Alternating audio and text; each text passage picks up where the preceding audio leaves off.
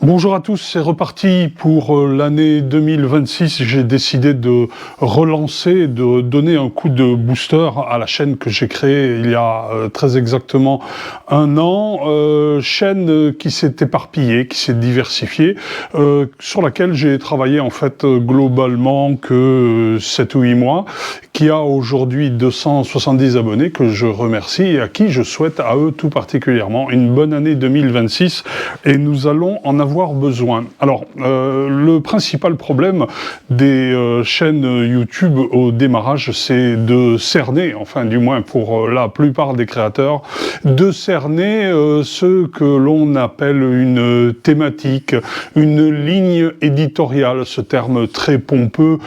qui se veut professionnel et qui définit quelque part ce que on va vous dire ce qu'on va faire, ce qu'on va filmer, quel type de spectateurs on va aller chercher pour faire vivre cette chaîne, pour vivre tout simplement, pour garder un lien social. 2026, voilà, c'est l'année de la retraite et vous avez vu dans ma vignette ce que peut représenter une vignette d'un point de vue de l'activité. Et en fait, ma ligne éditoriale, ça va être tout simplement ça. Ça va être que doit-on faire, que peut-on faire, que vais-je faire pour cette retraite, pour meubler ces journées. Et croyez-moi, le problème n'est pas de trouver quelque chose à faire, mais de faire tout ce qu'il y a à faire. Vous avez vu dans la liste que j'ai de nombreux ressorts, de nombreuses cordes à mon arc dont je voudrais vous parler. Et c'est bien ça ma ligne éditoriale, c'est-à-dire je vais vous parler de vie après la vie professionnelle officielle, vie qui consiste à aller chercher au quotidien de quoi meubler ses jours de façon positive, de façon socialement intéressante pour tout le monde, que l'on peut partager. Et bien donc voilà, cette chaîne est repartie et au fur et à mesure des épisodes, vous me verrez parler de choses et d'autres avec en dénominateur commun la vie quotidienne d'un Français avec tous les commentaires qui permettent d'orner et de critiquer et ou d'encenser peut-être cette vie française que certains, paraît-il, nous envient. Et que d'autres qui vivent in situ ont envie de quitter le plus rapidement possible. Malheureusement, moi, il m'est impossible de quitter la France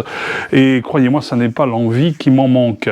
C'est un sujet que j'aborderai très certainement dans les temps à venir. Aujourd'hui, donc, vous allez vous abonner à ma chaîne si vous êtes retraité. Alors, si vous êtes trop jeune, il est inutile de regarder ma chaîne parce que il y a des tas de choses que vous ne comprendrez pas, que vous ne pourrez pas appréhender, tant dans des réflexions que dans des centres d'intérêt, qui sont ceux de quelqu'un comme moi, qui a eu une vie active malheureusement très éparpillée. Alors, je dis malheureusement parce que en France, avoir une vie professionnelle éparpillée, eh bien, n'est pas la meilleure solution d'arriver à la fin avec un capital retraite et avec une vie paisible promise pour les 20 ou 30 ans que certains peuvent revendiquer. Alors, ce sera peut-être mon cas, mais dans des conditions qui restent encore à définir et à choyer pour que cela se fasse, non pas sous un pont au coin de la rue, mais dans une maison comme celle-ci, une petite maison, qui fait partie des éléments dont je vais vous parler parce que aujourd'hui en France, prendre sa retraite, c'est déjà avoir un impératif, c'est d'avoir un toit au-dessus de soi, avec un petit revenu mensuel qui permet de manger, de boire, de s'habiller, de rester propre, d'avoir un véhicule pour se déplacer un petit peu, et puis éventuellement pour pouvoir avoir quelques loisirs, du moins quelques occupations. Donc vous voyez qu'aujourd'hui, je vous parle depuis mon garage, tout simplement parce que je voulais le faire dehors, mais le vent s'est levé, c'est pas très agréable, et filmer en marchant et en parlant n'est pas très intéressant, ni pour le spectateur, ni pour celui qui s'exprime. Donc je vous parle de mon garage. Alors de mon garage, je vous parlerai notamment de temps en temps d'objets comme celui-ci, d'objets qui peuvent vous permettre de passer du temps utile, de vous servir de vos mains, d'apprendre des techniques, et ça je pourrais vous le dire, car j'ai fait le point récemment, et dans mes étagères, j'ai trouvé de quoi remonter dans les vieilleries qui traînent depuis 30, 40 ou 50 ans, quasiment de quoi remonter une moto complète, enfin bon. Et puis je vous parlerai de tout un tas d'autres choses. Je vous parlerai de photos, de vidéos, comme là ici, je vous montrerai le matériel que j'utilise. Je vous parlerai de vie sociale, de comment rester lié avec ses enfants et ses petits-enfants, même quand on vit à plusieurs centaines de kilomètres. Je vous parlerai de mes lectures, du cinéma que je regarde, même si je ne vais pas au cinéma pour des raisons financières, car aujourd'hui, payer une place de cinéma 14 € est tout simplement de l'ordre du ridicule. Je préfère attendre de voir à la télévision, ou du moins sur YouTube, les films qui m'intéressent, ou sur des chaînes parallèles qui permettent de les voir via des moyens dont je vous parlerai aussi, moyens qui sont légaux. Je vous parlerai de sport, de la façon de s'entretenir, de la santé, parce que là, croyez-moi, l'âge aidant, l'âge venant, ça devient de plus en plus difficile, et bien que si, comme moi, vous êtes dans un état de santé relativement correct, le vieillissement à lui seul souffle, de par la nature des choses, à poser des problèmes, ne serait-ce que dans la rapidité avec laquelle vous évacuez les miasmes que vous avez collectés, notamment quand vous allez en ville ou que vous allez voir vos petits-enfants qui, eux, à la crèche, traînent tout un tas de choses qu'ils ont le grand plaisir et l'amour infini de vous transmettre, et que vous vous mettez plusieurs semaines à recracher, à évacuer dans des conditions qui deviennent de plus en plus pénibles. Et il y a des précautions très importantes à prendre lorsque l'on vieillit. Je vous en parlerai aussi. Ça tient du médical, ça tient de la santé en général, ça tient du sport que vous pouvez pratiquer. Je vous montrerai comment je pratique du sport, ou je repratique du sport, parce que quand on a une vie active, il n'est pas évident d'avoir le temps de faire du sport, sauf évidemment si on travaille à la SNCF ou à l'Éducation nationale, si vous voyez ce que je veux dire. Et puis, je vous parlerai de politique, je suis désolé, mais je ne peux pas me priver de vous donner mon avis sur ce qui se passe dans ce pays. Ce pays qui s'appelle la France, pour lequel mes ancêtres se sont battus, et qui me laisse à penser que cela ne valait pas forcément la peine quand on voit aujourd'hui ce qu'il en reste. Alors ça reste un débat. Est-ce que la lutte que nos ancêtres ont menée pour libérer le pays à plusieurs reprises pendant le siècle dernier notamment, vaut la peine par rapport aux résultats que nous avons aujourd'hui, avec une France macroniste qui ne dirige plus rien, les ordres venant de Bruxelles pour filtrer ceux qui sont envoyés par l'Allemagne et qui sont sous-tendus par le système anglo-saxon pour asservir les plus riches comme les Français et redistribuer leur argent pour les plus pauvres à l'Est,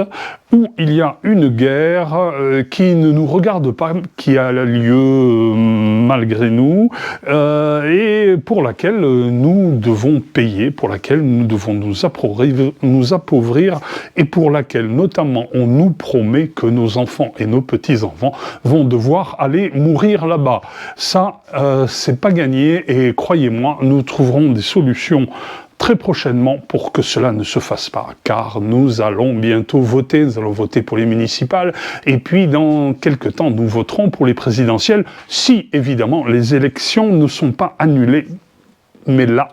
nous serons face à un moment d'histoire délicieux et nous serons des acteurs actifs pour que cela ne se produise pas et que nous puissions retrouver une totale validité du bulletin de vote que nous mettrons dans les urnes, n'est-ce pas, Madame VDL ? Eh oui, il y a des noms aujourd'hui en France qu'il ne faut pas prononcer sur les chaînes YouTube sous peine d'être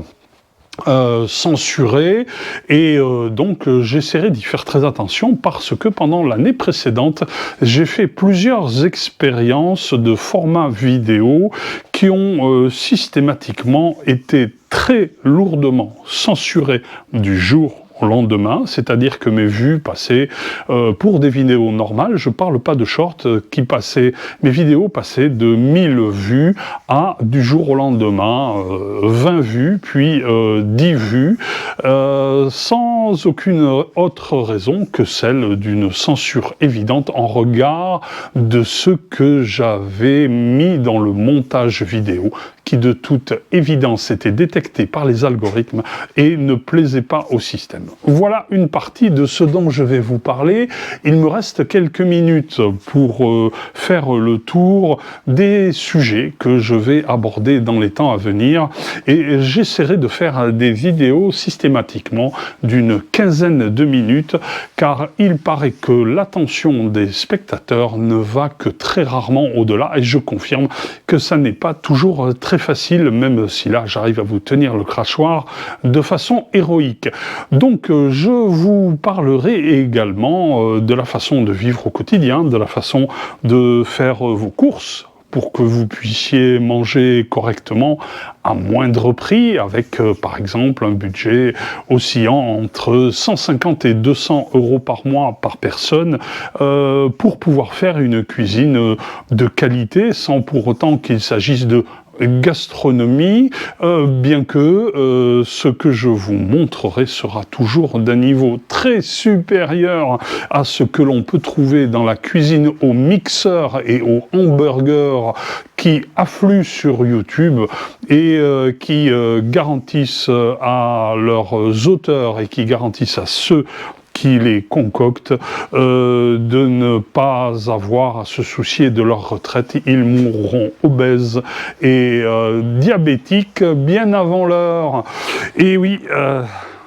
Et donc je vous parlerai de moto, je vous parlerai d'automobile, comment avoir une automobile qui ne vous revient pas cher, avec laquelle vous n'allez pas perdre d'argent, voire avec laquelle sur le long terme, vous pourrez éventuellement en gagner ou au moins gommer les frais d'entretien et les frais de fonctionnement en la revendant un petit peu plus cher que ce que vous l'avez acheté. Et oui, c'est possible, mais il faut faire certains sacrifices et vous verrez que ce sont des sacrifices fort agréables. Alors ce concept se décline également pour la motocyclette, bien évidemment, et ce que vous voyez derrière moi en est la preuve, et je vous expliquerai comment vous pourrez investir dans un objet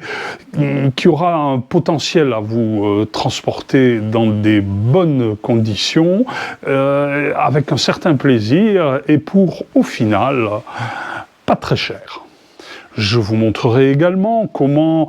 entretenir sa maison et comment y faire les travaux, puisque aujourd'hui le prix des artisans est devenu extrêmement prohibitif. Alors non pas que ces braves gens abusent de votre crédulité, mais surtout à cause du système de taxation et de socialisation de tout acte de travail qui rend impossible d'avoir affaire à un prestataire de service sans se ruiner. Et voilà, nous approchons de ce quart d'heure fatidique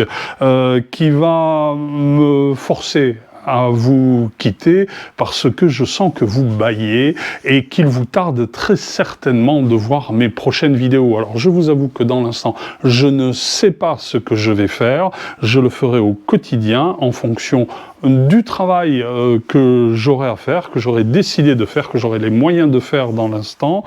et que je jugerai suffisamment pertinent pour mériter une vidéo. Voilà. Voilà, je vous remercie de m'avoir suivi jusqu'à maintenant. N'oubliez pas de vous abonner car c'est un petit peu le nerf de la guerre. Et dans les temps qui vont venir, je vais très vite balancer des vidéos sur YouTube de toutes ces activités dont je vous ai parlé, de commentaires politiques. Je fais également des shorts pour certaines réflexions très rapides. Et tout ça cumulé va faire que nous allons vraisemblablement à terme créer une communauté d'intérêt qui tournera autour de ma chaîne de la retraite.